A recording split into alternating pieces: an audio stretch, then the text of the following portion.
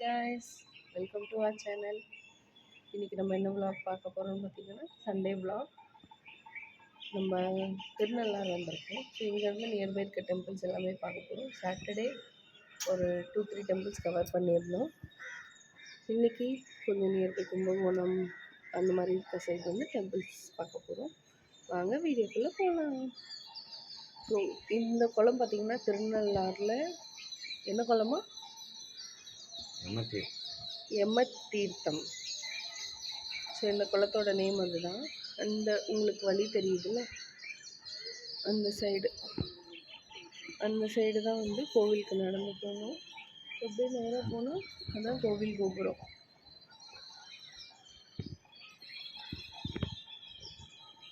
அதான் திருநள்ளாறு கோவில் கோபுரம். நம்ம ஸ்டே பண்ணியிருக்க ஹோட்டல் பார்த்திங்கன்னா இது தான். ஸோ எக்ஸாக்ட் கோயிலேருந்து ஒரு 15 மீட்டர்ஸ் தான். இதோட பேக் சைட்லேருந்து பார்க்கும்போது கோவில் கோபுரம் தெரியும். ஸோ ஃபஸ்ட் நான் இன்ட்ரடக்ஷன்லேயே காமிச்சிருப்பேன் அதை.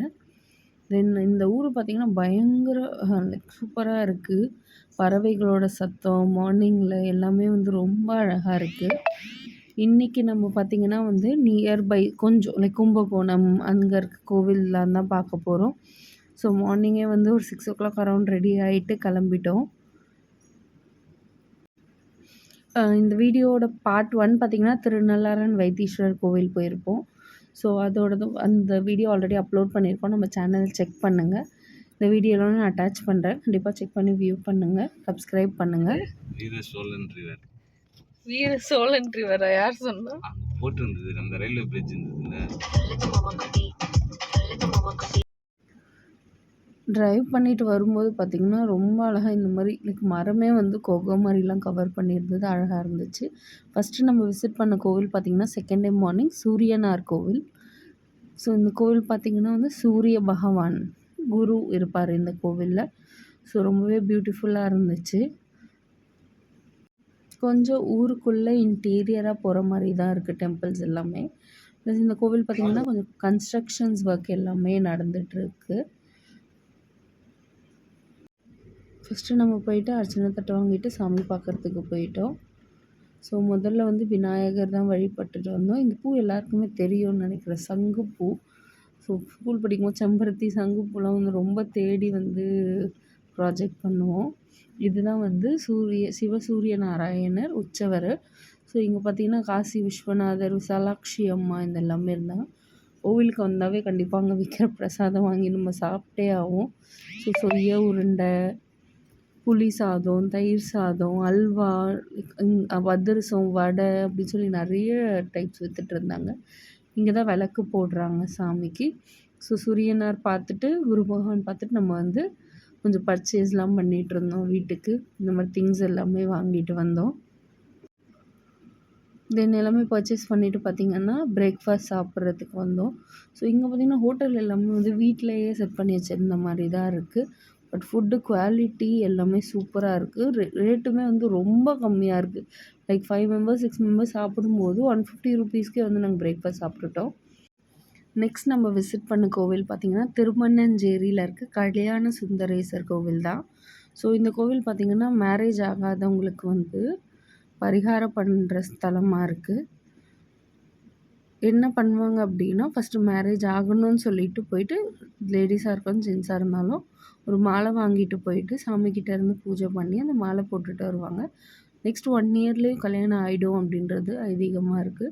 1 year கல்யாணம் ஆன உடனே வந்து அந்த மாலையோட ஜோடியாக வந்து 2 மாலை மாற்றிக்கணும் அப்படின்னு சொல்கிறாங்க.